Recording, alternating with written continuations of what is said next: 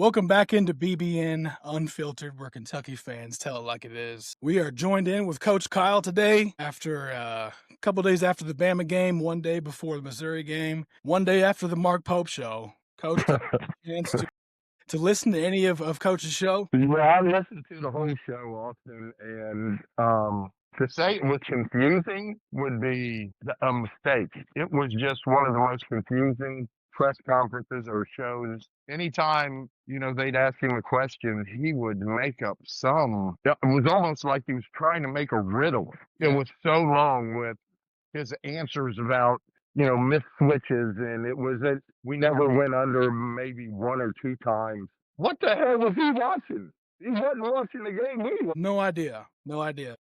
I mean, if I see Chandler go under the screen one more time, I'm going to frickin' pop my head. So speaking of the screens and how they handled it, I do have the clip from what he said. Okay. So let's see if we can pull that up real quick. Yeah, let's listen. So he's comparing Alabama's style of offense, their 3-point efficiency, to Indiana. How many threes did Indiana hit against us? Not 13. It's ridiculous. I mean, it's not even close. He's trying to defer. He's a good deflector from when he gets asked questions. Big time. He's really good at deflecting it to, in a weird way, his players. I mean, that's not what they were supposed to do. That's, we never worked on that in practice. I mean, while he's supposed to be teaching them, he's deflecting that to his players. Everything. He deflects everything. And he never actually says, this was the game plan. No. He just says, well, we got to go back and make adjustments, and hopefully we'll get better at it. I think. Yeah, we'll get better. What does that mean? Should he not give the fans a little bit of reassurance of this is what we should have done? We didn't do it, but I will make damn sure it will get better. Yeah. Well, at least we all know there was a plan. Yes. Let's talk about the screens. You have 10 days, and supposedly, in Pope's opinion, you just played a team just like Alabama. So you played a team just like Alabama, then you play Bellarmine, and all of a sudden everybody thinks Cam Williams is great, and come on, I could have hit 8 threes against Bellarmine. Right, exactly. I mean, shit, I could have hit 2 on one leg, but it gets to the point where he says that you play Bellarmine, which doesn't matter, and then you got 10 days. So in actuality, you've had 2 weeks to prepare for a team like Alabama. 2 weeks. Yeah. And that's how you walk out on the floor? 2 weeks to get your guys conditioned. He was talking about conditioning and fatigue being a role. Yes. What? Yes. What? Are we? Yeah, is this basketball or not? And that's a perfect segue to something he said in his show. He was talking about Otega Owe, and he said Otega played 36 minutes, and he sat there for a second. He goes, in actuality, that's unfair to Otega. What the? I'm sorry. Unfair. Wait a minute. You're an elite athlete getting paid supposed $3.5 million a year. We need to win this damn game. If it takes you to play 48, you play freaking 40. And you see, hey, you look at. I was looking at Missouri. Their top 3 or 4 players average between 30 to 37 minutes a game. The best dudes play. They're in shape to play. That's what preseason for, and that's what practice is for. You should be in shape by this point, and you should have a rotation that you're comfortable with. And I'm really getting tired of listening to this Jalen Lowe stuff, Austin, about starting, not starting, because he deflected it again in his Pope show. Yeah, and let's check in on that. Let's see exactly what he said. He says he has the pretty words, and he uses words like we have the intentionality to make. I mean, what is he saying? I don't even know what that means. What does that mean? I don't know. I can't. So you can warm up for 20 minutes to start, but after he warms up for 20 minutes and sits on the bench for 10, he's ready to play. Explain that to me. I guess it's an analytics thing, but that makes 0 sense to me. Yeah. It comes to a point to where you put your dudes in that produce, and you know what? If he gets tired, give him a 2-minute breather. Yeah. Either he's going to get tired no matter what. He's playing basketball. Right. You're supposed to get tired. If you don't get tired, you're not playing hard. I mean, Jesus, it's getting to the point where these excuses don't even make sense. I mean, they just don't. And here's the thing with Pope, Austin. When we hired him, and you know this, I wasn't for it. I didn't think he was ready. He never won a tournament game at Utah Valley or BYU. I just didn't think, even though he was a former player, him coming in with the rah rah, I understand the assignment. Well, he doesn't, because he's losing the fans right now because, again, with the Pope show last night, he didn't take any calls. Not one call. He were taking Not one call. There was not one call. a half-assed fan question, which was I have that clip too, but yeah, no calls. No calls. He had Cal took a Cal didn't couple. either whenever he started losing. Well, yeah, Cal's last 4 years, he didn't take any. And you want to talk about a deflector? Shit.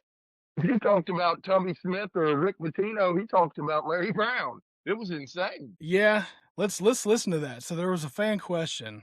Here's a clip. Guys don't like each other. I think we've talked about this a little bit, but it Kentucky basketball. Let's see. All right, let's get out of that. I have an insatiable hunger to find out why. To find out why that answer made no freaking sense. What? Was it even an answer? No, that's not an. He doesn't answer anything. No, you know what he said? That's a ridiculous question. I mean, I don't know what he just said. Nothing. And he mentioned earlier, and I don't have this clip, but he did say, yeah, the guys got chippy towards the end of the first half, and they were going at each other, and I kind of liked that. No, they were arguing because they didn't know what they were doing. It was like, you didn't switch, you didn't tell me, you didn't hedge. That's why they're arguing. Yeah, and let me ask you this: have you ever heard from an assistant coach? I don't think. In charge of their defense and the scout. I think they're all mute. Yeah, I don't know. It's like they just sit there, and again, Pope, they haven't said anything about this was the plan. We didn't. No, You didn't. they haven't said anything. The longer we get from hearing that, then the more it's going to worry me, and that's going into tomorrow's game against Missouri. They got guards that are 6'8" and 6'9". Yeah, they're bigger than us. They're going to be more physical. You know that. And Missouri plays at a fast pace, a real fast pace. They get up and down the floor. They play fast. I don't think they don't share the ball as well as Alabama. They don't run the actions to an efficiency that Alabama does. Shoot the ball near as well as they did last year. They're all juniors. But they're big. They're guys that have been there for 2 and 3 years, most of them. So they're familiar with the system the Missouri coach is running. And again, we're going back to, we have a brand new roster. We're getting guys acquainted with the system, and and Jalen Lowe doesn't practice very often, so we're not used to how he is on the court. Right. I swear to God. I mean, I don't understand his way of thinking. When Nate Oates comes out and blatantly calls you out that you guys are selfish and don't share the ball, and all Pope says is, well, I guess he had a good scout on us, but that's not true. We actually had this many assists if you look at it in the way we look at it, assists. And I was like, what in the hell? What do you mean the way you look at an assist? There's one way, if it leads to a bucket, that's it. That's the definition. And he has it all of a sudden, and this is where I thought he was going to be great with the fans. I thought he was going to be last year, bringing in the 96 team and all those guys. And, I thought, okay, I'm going to give this dude a chance. He's going to be great with the fans. And this year he has become nothing with the fans. I mean, especially after a game. And his short generic answers. Yes. That right there tells you that, well, I don't really have an answer. I'm not in the mood. Yeah. Begin to explain. I'm not going to say insatiable hunger after we just got our ass kicked. All I'm going to say is we've got to make a change. He even almost speaks down to Tom Leach at times, which absolutely goes through me. He does. Tom's just trying to do his job. Yeah, I mean, Mark gets paid to show up after a game, win or lose. Part of his contract. And he's making some good money on the radio show and everything else. And the least he can do is be respectful to Tom Leach. That man's one of the greatest. Him and Kaywood are my two favorite of all time. So, Oh, yeah. and to not give him the respect he deserves, that just, you know me, that goes through me. So segueing to tomorrow. wait, I got one more stat for you. Go ahead, Coach. After 50 games, Mark Pope and Billy Gillespie have the exact same record, 33-17. Woo! Let's give a clap to that. Come on now, can Let's you give it a believe clap. that? Let's give it a clap. Unbelievable. I mean, if there's a comparison, I mean, come on. Like, Yeah, that is concerning. That's not a good start. no, And the crazy thing is, he started good. We took out Duke. We beat, a couple big games last year, and then it started to go south. Yeah. Once the formula was out on how to beat Mark Pope's offense, Mark Pope led teams that are soft and can't overcome adversity. It went all the way around, and all the coaches heard, and yeah. now Here's we're the seeing it. thing. Take a little bit of Gillespie and put him in Mark Pope. You probably got a damn good coach. Because you and I both know how big an ass Gillespie was. My Yeah. Lord. I mean, that little man was a shit. All right, so let's see. So they mentioned, I think there was a question on the show that said, would you consider this starting five? And this is the starting five that I would probably put out there. Who's your starting five tomorrow? I'm going J-Lo because they're big. I'm going to go Mo. Would I go with Marino? I mean, just because of their size. Yeah, I'm going to go J-Lo, Ortega, JQ, and Marino to start with Garrison. That's your big sub right there for the bigs. That's who I think you got the best chance to get off to a good start. Against Missouri. Especially against Missouri with their size. Yeah. And if we come out and we're playing soft in the first 5 minutes, that game's over. You're going to see a team that if they get down big in the first 5-6 minutes, I think you might see a team with their heads drop and it's done. I really do, because now everybody's going to start, okay, are we really paying the $22 million? If we are, this is what we're getting. And it's going to roll. That's already started. Yeah, I mean, and it's going to roll, and it's going to get bigger and bigger and bigger. That ball's going to get huge. Yeah. If the Missouri game doesn't go the right way. I agree. So that's your starting five. If we're looking at how we want to, and I don't know, you know how Pope likes to do that handoff action on the wing. Don't. Why? That has to change, right? These guys can't do it. No, and obviously Nate Oates said that. They don't pass it all out of the post. Let me ask you this: we've got athletes, especially with that 5 right there. Those 5 are athletic as hell. Yeah. Why don't we freaking get out and just run and go? I mean, when was the last time you saw us get a 3 in transition? I think Cam Williams did against maybe Gonzaga or somebody, but that was one of the few times. We never get transition 3s. Yeah. They never have anybody going to the corner, and that's where you could have JQ just coming straight to a block, nobody around him, and if somebody digs, you shooter re-stands and you pop it to him and it's open 3. Now, do we hit a 3? I don't know, but that's what you got to do. Got to have shooters to hit 3s. Yeah, and we're not doing it. I mean, and right now, the guy, Jasper's not ready physically right now for the SEC play.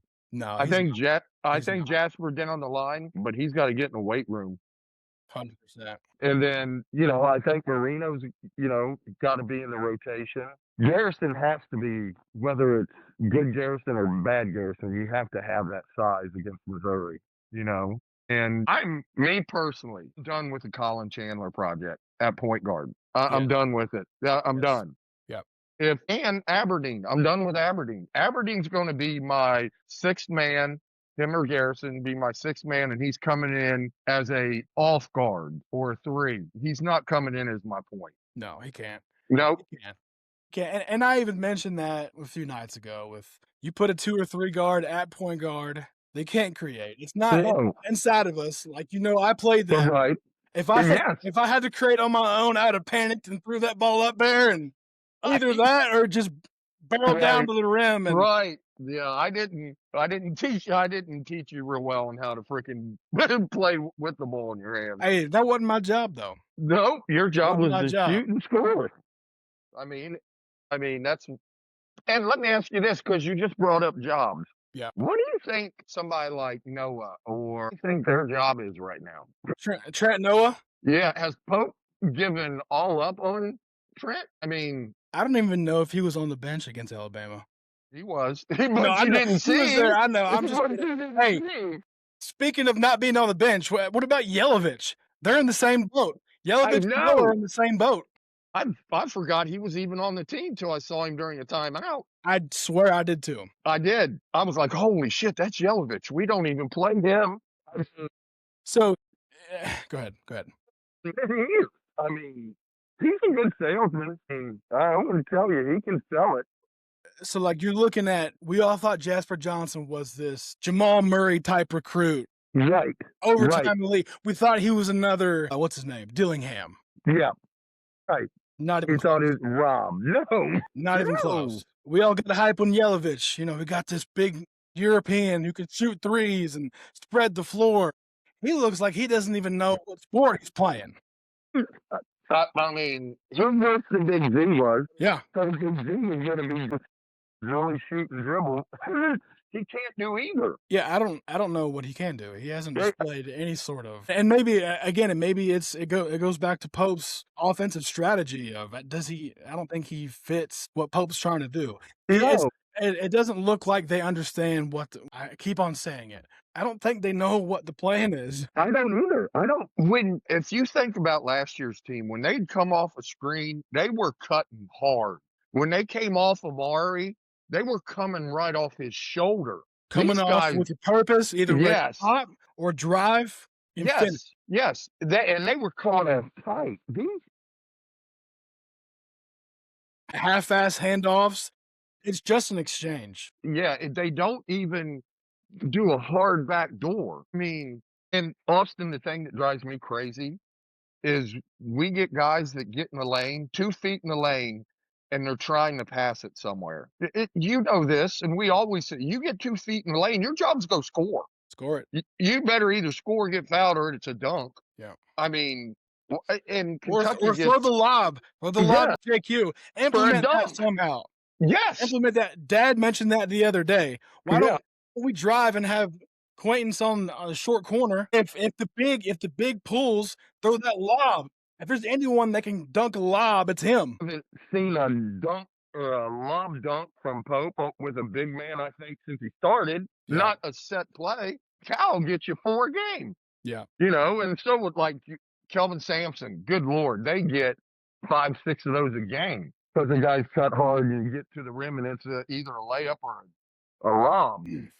But yeah, you watch this team, and to me, where do you see the coaching influence is in the cuts? They're not hard. They're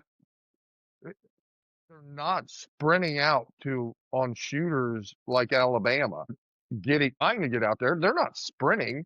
They're not getting through screens. You know, you're taught to go around the screen. You either get around that screen or you go through that sumbitch's chest.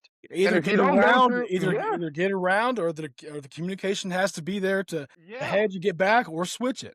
Yeah, and if you don't, you better get through his chest one time. You got 4 more fouls. Chandler had 1 foul and gave up 6 threes. You know, pull a Kobe, and run through that guy. Let's watch a short clip of some of those Alabama threes and just see what it looks like. God, but we didn't go under screen. You crazy? Whose job? Cam Williams' man set that flare. He set that flare. So doesn't Cam have to say, hey, screen coming? You stay. Or you got him, I'm here. One of the two. Right. And there's no communication, and that's on the coach. That's not teaching how to talk, or that's right. I was talking the other night. Simulate the actions. You know what they're going to do. Yes. All right. And make it harder in practice than it is in playing against Bama. I mean, you got to run through 2 people, not just one. I don't get it. The next one. Same thing. Bam. And you're not learning from your first mistake. Same thing. I mean, exact same thing. Not learning anything from your first mistake. Yeah. Not a coach on the sideline saying, if that happens again, your ass is next to me. for the next 30 minutes. Just And a coach being like, let's go, guys, let's go. yeah. And squinting his eyes looking at the ceiling. I'm about So tired yeah, of that. so speaking of that, do you remember, I can't remember who it was, but one of the Bama guys was trying to set a screen on Oweh, and he pushes him in the back. Immediately, the player looks at Oates and he said, "Me?" Yep. He said, "Get out." Yep. And Right now. he walks over to the sideline with his tail tucked and said, "Okay." Right. Yeah. But How he many expected it. shouldn't he? Sure. I mean, He oh my God. should. I Our mean, guys don't. Austin, when I was coaching you guys, I gave you one chance to make a mistake. You did it same thing 2 times in a row. You went to the end. I don't care if Sure. I you mean, were how else do you learn? you don't. Like, if there's not repercussion for your actions, you think you can keep doing the same damn thing. And Mhm. these guys right now, every good team they're playing against, they're getting beat by at least 15. Take St. John's and Indiana out of it. They're right where we are. Indiana, I I looked mean, at Indiana. Indiana hadn't played anybody. Indiana hadn't played anybody. I don't think St. John's is all that good. I They don't they either. can't shoot for nothing. The defensive success against them, I think, was a little bit. Well, we matched up perfect with them. Our bigs could run, and their bigs could run. And when JQ came in, went off for 9 and had a good game. I mean, where's it? I want to know where the same energy is of St. John's to why wasn't it there against Alabama going in the first half? There was no energy. There never is. I mean, there was no energy. You'll see them in the background in warm-ups, and they're just walking around, and they're not doing anything with a purpose, and that drives me insane. Yeah, I think that all comes down to them mirroring the coach's demeanor. Yeah. I don't know. To me, you can't teach competitiveness. You either are or you're not. And if you have to force it, it just looks weird.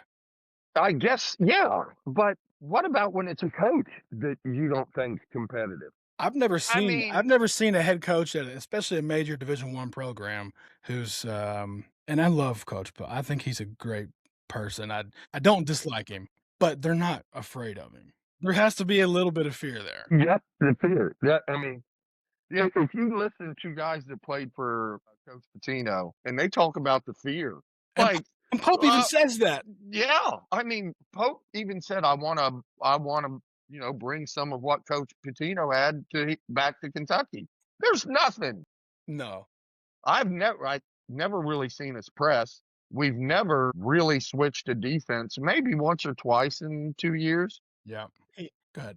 No, and I just think I think he makes excuses, and I think he defers to the players, and that's, I think, a big mistake in this state. Yeah. So Missouri, let's see. Tomorrow, what time's that game? 9.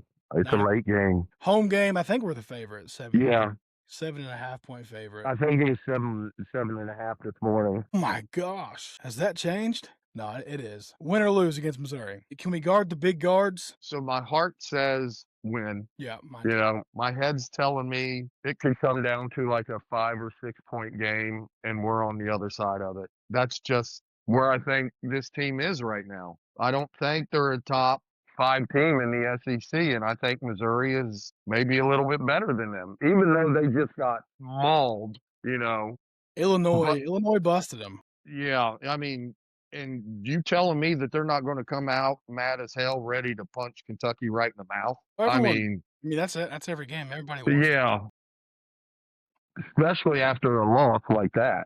And I think they're going to come out and play physical, and we're going to see real quick if Kentucky and the coaches back down and they step up and put somebody on their ass for a change. Yeah. Yeah, I was looking, Illinois, I mean, they beat them by 43 points. They packed it in. They played a bend, not break defense, it looked to me like.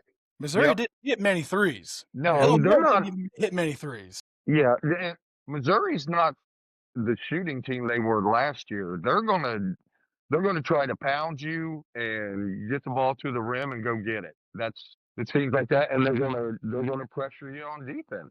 They're gonna make you, and they're long. That's the thing, and that length. If you're pressing people and you're long, that's a lot better than just being tall. And that length might kill Kentucky. That's what I'm scared of. especially Chandler. I don't even want to think about Chandler playing point guard against Missouri's press. I don't even want to think about it. Hey, if Chandler goes, if he plays point, then we can go Facebook Live during the game. Scream it. Man, I think, let's see. What are you thinking? I think we win. You do? I think we win. I don't think that there's enough screening action on Missouri's offensive end to get. One of the biggest things is our guys have been so shuffled on defense. The miscommunications, I don't think that they're going to have to execute defensively as much as they would have had to against Alabama. I agree with that. I think our bigs should be able to stay home a little bit more and help at the rim with those big guards getting there. And hopefully that's the difference. And hopefully we can knock down some shots, but we got to set screens and we got to get guys open because they can't create. And we got to get in somebody's ass. We do not play hard defense, and we didn't last year. I mean, played 2 good halves of defense if you think about it. Yeah. St. John's and Indiana. The rest of the time, no. I mean, our defense is where it's frustrating also is we have the studs to be really good defensively. Just the studs. And, against the good teams, we're giving up a lot of points. I mean, strategies is not there. No, it's not. Chandler as a guy to go in and just get fouls. Hey, be physical with their best shooter. Just get in him. Yeah, pull his jersey, drag him to the floor a couple times, and get him shaking. Yep. And again, taking on the persona of their coach. Miller and Pope are damn near like, they're both nice guys, and it just you can't be a nice guy and be successful in the game of basketball. Not that you have to be dirty or but you got to be ready to get your elbows deep in and go. You got to be nice. Be nice after the game. Yes. Be nice at the team dinner. Yeah. Be fun at the team dinner and back at the hotel or whatever. But during the game, my job's to win. And if we're not winning, I don't have a job. So we got to coach harder. I don't think he coaches hard. That's just me. I mean, I agree. Again, I hate it. I don't want to dislike our coach. I don't dislike him. I don't like his coaching strategy. No, I don't either. I don't like the demeanor of our sidelines. Nope. I think that our team has mirrored that, and that's not Kentucky. No, and he's got to realize that again.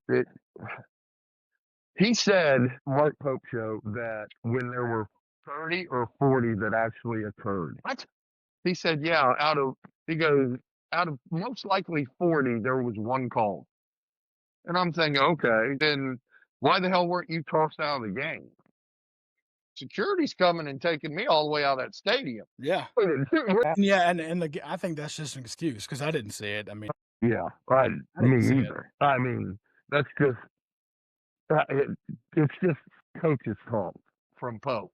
Cal had his, Patino had his, Mark's is, I'm going to confuse, I'm so smart I can confuse the shit out of you. We're just pretty much talking about a screen and rhymes. I mean, or some shit. I still don't get it. We have the insatiable hunger, and that's going to stick in my mind for the next. I'm just going to put it out there.